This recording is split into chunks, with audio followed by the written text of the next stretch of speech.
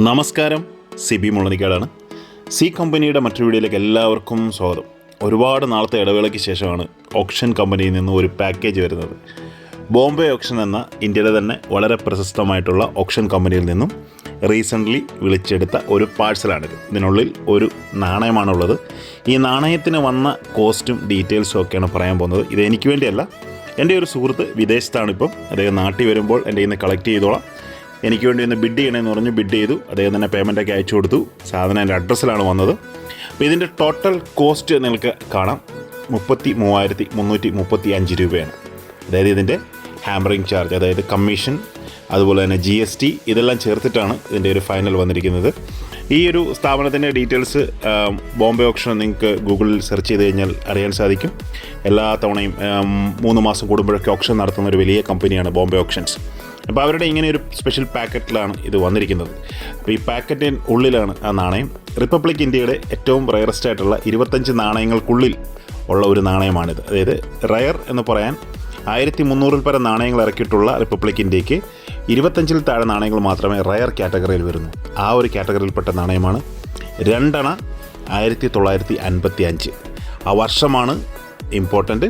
1950-ലേതും 1954-ലേതും common ആണ്. 1000 രൂപയ്ക്ക് താഴെ നമുക്ക് മാർക്കറ്റിൽ കിട്ടും. 1955-ൻ്റെ ഈ ഒരു നാണയം റയറിറ്റി ഉള്ളതാണ്. ഇപ്പം എൻ്റെ മുമ്പിലിരിക്കുന്ന 5 നാണയങ്ങളിൽ വലത് സൈഡിലിരിക്കുന്ന 3 നാണയങ്ങൾ കോമൺ ആണ്. 1000 രൂപ മാത്രം ഓരോന്നിന് വിലയുള്ളതും. ഇടത് സൈഡിൽ ഇരിക്കുന്ന 2 നാണയങ്ങൾ ആക്ച്വലി ഇപ്പോഴത്തെ ഒരു മാർക്കറ്റ് പ്രൈസ് വെച്ച് നോക്കാമെങ്കിൽ 80,000 രൂപ മാർക്കറ്റ് പ്രൈസ് ഉള്ളതാണ്. കാറ്റലോഗുകളാണ്, 3 ഡിഫറെൻറ്റ് വർഷങ്ങളിലെ കാറ്റലോഗുകളാണ്. അപ്പോൾ കാറ്റലോഗിൽ നമുക്ക് ഈ നാണയങ്ങളുടെ വർഷങ്ങൾ അനുസരിച്ചുള്ള വിലയൊന്ന് നോക്കാം. ഇതാണ് ആ ഒരു റിപ്പബ്ലിക് ഇന്ത്യയുടെ ഒരു കാറ്റലോഗ് തുടങ്ങുകയാണ് ഇവിടെ. അപ്പോൾ അതിൽ നിങ്ങൾക്ക് കാണാം 1955-ൻ്റെ അന്നത്തെ ഒരു മാർക്കറ്റ് പ്രൈസ് കൊടുത്തിരിക്കുന്നത് ഒരു 25,000 എന്നാണ് കൊടുത്തിരിക്കുന്നത്. ഒരു എക്സ്ട്രാ ഫൈൻ കണ്ടീഷനൊക്കെ 25,000 വരെ കിട്ടുന്നുണ്ട്. ഇവിടെ നിങ്ങൾക്ക് കാണാം ആ ഒരു 25,000 തന്നെ ഇവിടും കണ്ടിന്യൂ ആയിട്ട് പൊയ്ക്കൊണ്ടിരിക്കുകയാണ്. വലിയ വ്യത്യാസങ്ങളൊന്നും വന്നിട്ടില്ല. ഇപ്പോൾ ഏറ്റവും പുതിയ കാറ്റലോഗാണ് ഇപ്പോൾ ഈ കാണുന്നത്.